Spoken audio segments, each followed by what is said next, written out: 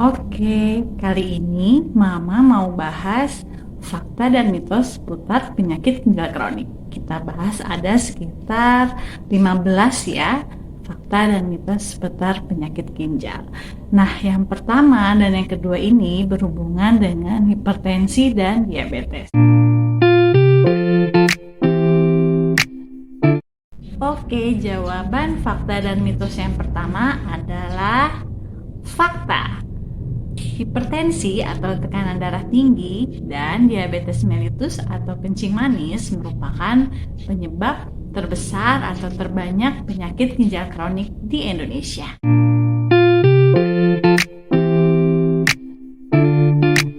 Nah, jadi untuk fakta dan mitos yang kedua, itu jawabannya berarti mitos ya.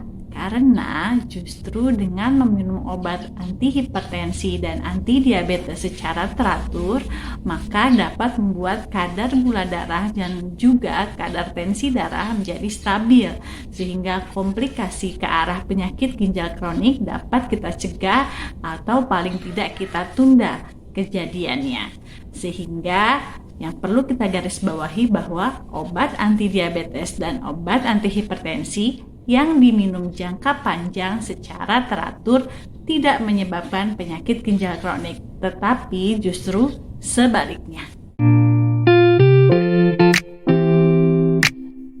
Untuk pernyataan yang ketiga, jawabannya adalah mitos ya, karena tidak semua penderita penyakit ginjal kronik mengalami sakit pinggang. Sakit pinggang biasanya terjadi pada penderita penyakit ginjal kronik yang disebabkan oleh penyumbatan pada saluran kencing, seperti contohnya batu ginjal ataupun batu saluran kencing lainnya, seperti batu ureter ataupun batu kantong kemih. Dan sakit pinggang tidak hanya merupakan gejala pada penyakit ginjal, tapi juga dapat disebabkan oleh penyakit lainnya. Contohnya ada masalah di otot atau sendi kita, seperti low back pain ataupun saraf kejepit atau HNP. Sedangkan untuk pernyataan yang keempat itu adalah fakta. Karena salah satu fungsi ginjal adalah memproduksi urin, sehingga apabila ginjal kita bermasalah, maka produksi urin tersebut menjadi terganggu. Gejalanya adalah urin menjadi berkurang atau dapat sama sekali tidak bisa buang air kecil. Fakta dan mitos yang kelima masih berhubungan dengan fakta mitos sebelumnya nih, yaitu tentang urin. Dan jawabannya adalah fakta, di mana ginjal yang tidak sehat salah satunya dapat terlihat dari warna urinnya, yaitu biasanya ditandai dengan warna yang keruh dan tanda khasnya adalah berbuih atau berbusa, bahkan dapat bercampur dengan darah. Sehingga apabila buang air kecil kita, urinnya sering berbusa, berbuih, apalagi bercampur darah, maka segeralah periksakan ke dokter. Untuk pernyataan yang keenam, jadi jawabannya adalah mitos ya. Karena pengujian penyakit ginjal kronik itu tidak panjang dan juga mudah ya. Salah satunya yaitu dengan pengecekan urin seperti pernyataan sebelumnya, dan yang kedua yaitu pengecekan laboratorium darah, yaitu untuk melihat ureum, kreatinin, dan dari ureum kreatinin kita akan mendapatkan IGFR atau LFG, laju filtrasi glomerulus. Untuk fakta mitos yang ketujuh, jawabannya adalah fakta. Kurang minum air putih akan dapat mengganggu kesehatan ginjal secara bertahap atau perlahan-lahan, sehingga kita dianjurkan untuk banyak minum air putih 1,5 liter sampai 2 liter per hari. Karena justru ketika kita mengalami penyakit ginjal kronik, maka kebebasan minum banyak air putih akan hilang, dan justru kita harus membatasi kebutuhan cairan kita sesuai dengan jumlah air kencing. Jadi jawaban nomor 8 sudah tahu ya, jawabannya adalah mitos. Karena tadi pada penderita penyakit ginjal kronik justru harus membatasi minumnya sesuai jumlah air kencing ditambahkan sekitar lebih kurang 500 cc. Pernyataan yang ke-9 itu jawabannya adalah fakta. Terlalu banyak mengkonsumsi makanan-makanan tinggi protein dapat meningkatkan terjadinya kerusakan ginjal. Sehingga diet yang sedang marak di masyarakat, yaitu diet tinggi protein dengan cara makan makanan yang banyak mengandung protein secara berlebihan, seperti hanya memakan daging, hanya memakan telur, sampai dengan berpuluh-puluh telur bahkan dalam satu hari, itu tidak baik ya. Itu sebenarnya tidak boleh dilakukan karena salah satunya dapat meningkatkan terjadinya kerusakan ginjal.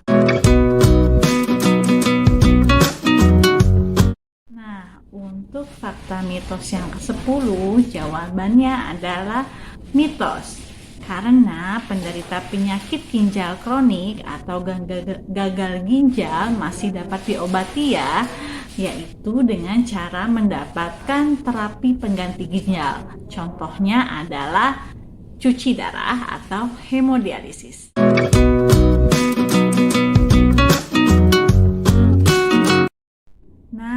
Untuk fakta mitos yang ke-11 berhubungan nih dengan pernyataan yang ke-10.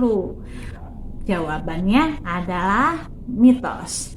Terapi pengganti ginjal itu tidak hanya cuci darah ya, atau HD atau hemodialisis, tetapi ada terapi pengganti ginjal yang lain, yaitu ada namanya CAPD atau peritoneal dialisis, yaitu sistemnya seperti cuci darah tetapi lewat selaput perut kita sendiri atau dinamakan peritoneum. Kemudian terapi pengganti ginjal yang ketiga yaitu adalah cangkok ginjal atau transplantasi ginjal, di mana di Indonesia yang bisa dilakukan adalah transplantasi hidup. Sedangkan di luar negeri sudah dapat dilakukan pencangkokan ginjal pada manusia yang sudah meninggal dunia.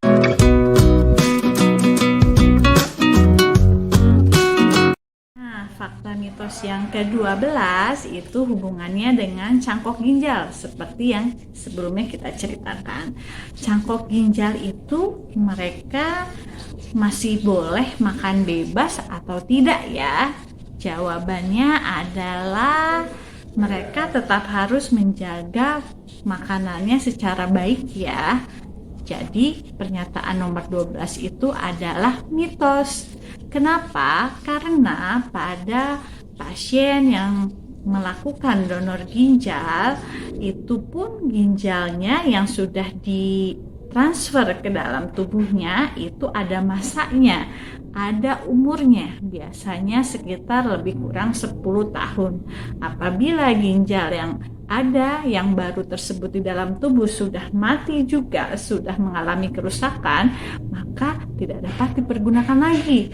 Jika diberikan masih umur yang panjang, mereka akan beralih pada terapi pengganti ginjal yang lain seperti hemodialisis atau cuci darah atau CAPD.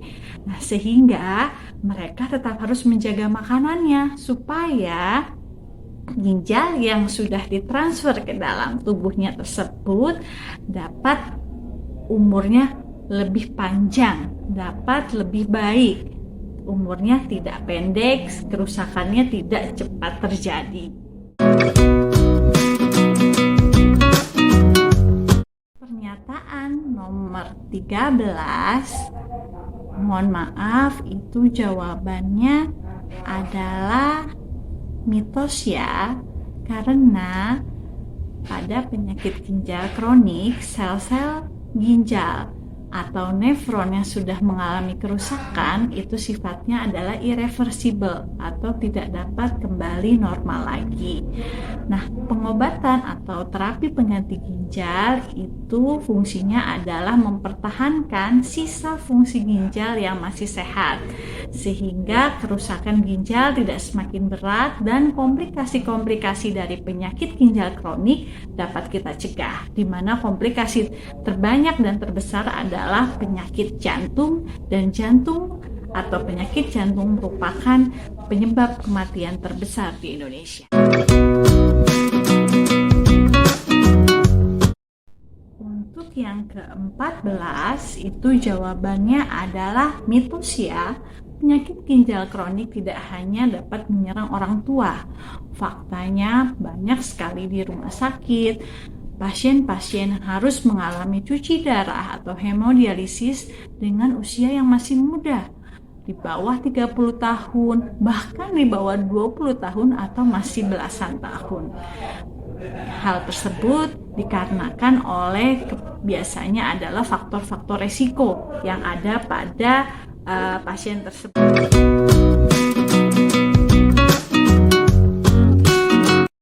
Ini berhubungan dengan fakta mitos yang terakhir atau yang ke-15 ya, yaitu bahwa memang semakin banyak faktor resiko penyakit ginjal kronik yang ada pada diri seseorang, maka kejadian penyakit ginjal kronik dapat semakin besar atau peluangnya akan semakin tinggi. Tetapi kita masih dapat mencegahnya dengan mengendalikan faktor-faktor resiko tersebut. Contohnya, apabila orang tua kita mengalami atau memiliki riwayat penyakit ginjal, bahkan juga sudah cuci darah. Kemudian orang tua kita juga memiliki riwayat penyakit hipertensi atau tekanan darah tinggi, bahkan juga memiliki riwayat diabetes atau kencing manis. Kita sebagai anaknya dapat mengendalikan faktor resiko tersebut yang ada pada orang tua kita, yaitu apabila riwayat keturunan penyakit ginjal memang sulit untuk kita rubah, tapi kita masih bisa berusaha supaya diri kita juga tidak mengalami hipertensi dan juga diabetes mellitus yang merupakan penyebab terbanyak dan terbesar penyakit ginjal kronik. Dengan kita melakukan pola hidup sehat, menjaga makanan, minuman kita, sehingga kadar tekanan darah dan gula darah kita bisa stabil, walaupun misalkan dengan minum obat, kita dapat mencegah terjadinya penyakit ginjal kronik. Artinya, untuk pernyataan nomor 15, jawabannya adalah mitos ya, karena kita masih dapat mencegah kejadian penyakit ginjal walaupun kita memiliki faktor resiko untuk mengalami penyakit ginjal.